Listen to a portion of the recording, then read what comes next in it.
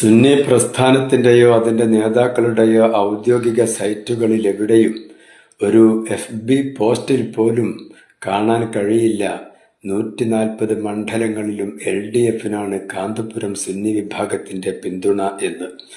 Social മീഡിയയിൽ ആരൊക്കെയോ പടച്ചുവിട്ട ചില പോസ്റ്ററുകൾ മാത്രമായിരുന്നു അത്. ഇത് അറിയാവുന്നതുകൊണ്ടാണ് UDF അതിന്റെ ചരിത്രത്തിൽ നേടിയെടുത്ത ഏറ്റവും വലിയതും മികച്ചതും തിളക്കമാർന്നതുമായ ഇത്തവണത്തെ വിജയത്തിൽ ആഹ്ലാദ പ്രകടനങ്ങൾ നടത്തിയപ്പോൾ പണ്ഡിത പരിഹാസങ്ങൾ ഉണ്ടായില്ല, വേഷം കെട്ടലുകൾ ഉണ്ടായില്ല, കോലം കത്തിക്കലുണ്ടായില്ല, അസഭ്യങ്ങളും അശ്ലീലതയും നിറഞ്ഞിരിക്കുന്ന തെറി മുദ്രാവാക്യങ്ങൾ പണ്ഡിത കേസരികൾക്കെതിരിൽ ഉണ്ടായില്ല. ഇതുതന്നെ ഇനി വരാൻ പോകുന്ന 5 വർഷത്തെ UDF ഗവൺമെന്റ് മതജാതി വർഗ വർണ്ണ വ്യത്യാസമന്യേ ഗ്രൂപ്പുകൾക്കതീതമായി എല്ലാ കേരളത്തിലെ ജനങ്ങളെയും കൂട്ടിപ്പിടിച്ചുകൊണ്ടുള്ള ഏറ്റവും മികച്ച ഒരു ഭരണം കാഴ്ചവെക്കാൻ പോകുന്നു എന്നതിലേക്കുള്ള ശുഭസൂചനയാണ്. അങ്ങനെ ഒരു പ്രതീക്ഷ എല്ലാവർക്കും നൽകുകയും ചെയ്യുന്നുണ്ട്. അതിനവർക്ക് സാധിക്കട്ടെ എന്ന് ആശംസിക്കുന്നു. പിന്നെ ചില ആളുകൾ സോഷ്യൽ മീഡിയയിൽ കയറി സുന്നി വിഭാഗത്തെ വല്ലാതെ പരിഹസിക്കുന്നുണ്ട്. വോട്ട് ബാങ്ക് അല്ല എന്ന് തെളിഞ്ഞു, അതാണ് ഇതാണ് എന്തൊക്കെയോ പറഞ്ഞ് പരിഹസിക്കുന്നു. സത്യത്തിൽ UDFന് AP വിഭാഗത്തിന്റെ വോട്ട് കിട്ടിയിട്ടേ ഇല്ല എന്ന് ആളുകൾ തെറ്റിദ്ധരിക്കുമാർ അവരത് പ്രചരിപ്പിച്ചു കൊണ്ടിരിക്കുന്നുണ്ട്.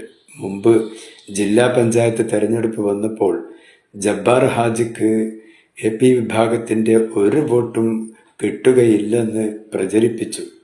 പക്ഷേ ഒടുവിൽ ജബ്ബാർ ഹാജി തന്നെ ഒന്നിലധികം വേദികളിൽ കയറി കേരള മുസ്ലിം ജമാഅത്തിന്റെ പിന്തുണയും AP വിഭാഗത്തിന്റെ വോട്ടുകൾ തനിക്ക് ലഭിച്ചതും തന്റെ തിളക്കമാർന്ന വിജയത്തിന്റെ പിന്നിൽ AP വിഭാഗത്തിന്റെ അഥവാ കേരള മുസ്ലിം ജമാഅത്തിന്റെ ആളുകളുടെ വിലയേറിയ വോട്ടുകളുണ്ടെന്ന് അദ്ദേഹം വളരെ വ്യക്തമായി പരസ്യമായി പ്രസ്താവിച്ചതോടുകൂടെ അത്തരക്കാരുടെ നാവ് അടങ്ങുകയാണ് ഉണ്ടായത്.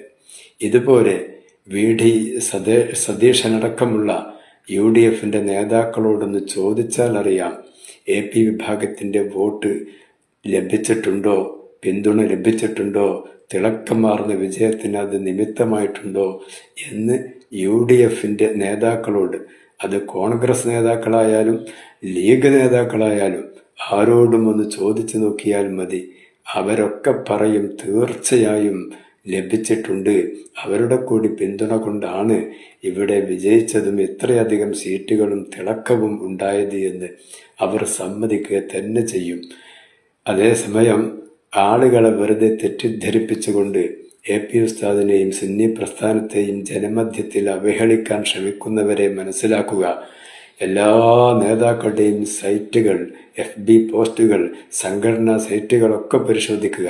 എവിടെയെങ്കിലും ഇങ്ങനൊരു നയം AP വിഭാഗം 140 മണ്ഡലങ്ങളും LDFന് പിന്തുണ എന്നൊരു നയം പ്രഖ്യാപിച്ചത് കാണാനോ കേൾക്കാനോ നിങ്ങൾക്ക് സാധ്യമല്ല.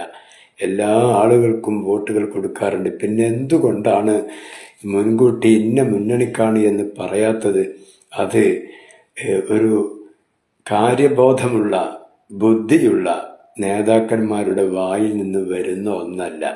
കാരണം ഈ ഒരു പിന്തുണ മുന്നണിക്ക് പ്രഖ്യാപിച്ചു കഴിഞ്ഞാൽ ആ മുന്നണി ജയിച്ചാലും ജയിച്ചില്ലെങ്കിലും ഒരു വിഭാഗത്തിന്റെ വെറുപ്പും വൈരാഗ്യവും നേടിയെടുക്കാൻ മാത്രമേ ആ ഒരു പരസ്യമായ നിലപാട് പ്രഖ്യാപിക്കുന്നതിലൂടെ ഉണ്ടാവുകയുള്ളൂ.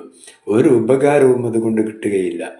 അഥവാ പിന്തുണച്ച വിഭാഗം വിജയിച്ചെന്നിരിക്കട്ടെ, പ്രതിപക്ഷവും അവരുമായി ബന്ധമുള്ള ലക്ഷക്കണക്കിന് ജനങ്ങൾ ഈ പ്രസ്ഥാനത്തെയും നേതാക്കന്മാരെയും പുച്ഛത്തോടെ, വെറുപ്പോടെ, വൈരാഗ്യത്തോടു കൂടെ മാത്രമേ കാണുകയുള്ളൂ.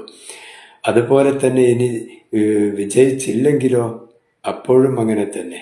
പിന്തുണ പ്രഖ്യാപിച്ചല്ലോ, അതുകൊണ്ട് അവരോടൊന്ന് പക വീട്ടണം എന്ന ഒരു നിലയിലായിരിക്കും പിന്നീട് സ്വാഭാവികമായും ആ പിന്തുണക്കപ്പെടാത്തവർ വിജയിച്ചാൽ അവരുടെ ഭരണകാലത്ത് അനുഭവിക്കുക. ഇതെല്ലാം തിരിച്ചറിയുന്ന ഒരു ധിഷണാശാലിയാണ് കാന്തപുരം ഉസ്താദ്. അതുകൊണ്ട് തന്നെ ഒരു മുന്നണിക്ക് നേരത്തെ തന്നെ ഒരു പിന്തുണ പരസ്യമായി പ്രഖ്യാപിച്ചുകൊണ്ട് അദ്ദേഹം വഷളാകാൻ പോകാറില്ല. തൻ്റെ നിലപാട് അദ്ദേഹം പറയും, അത് സംഘടനാ ചാനൽ വഴി അറിയിക്കും. അത് അറിയേണ്ടവർ അറിഞ്ഞിട്ടുണ്ട്, കൊടുക്കേണ്ടവർക്ക് കൊടുത്തിട്ടുമുണ്ട്, കിട്ടിയവർക്കൊക്കെ അത് ഉപകരിച്ചിട്ടുമുണ്ട് എന്നാണ് പറയാനുള്ളത്. അല്ലാഹു തആല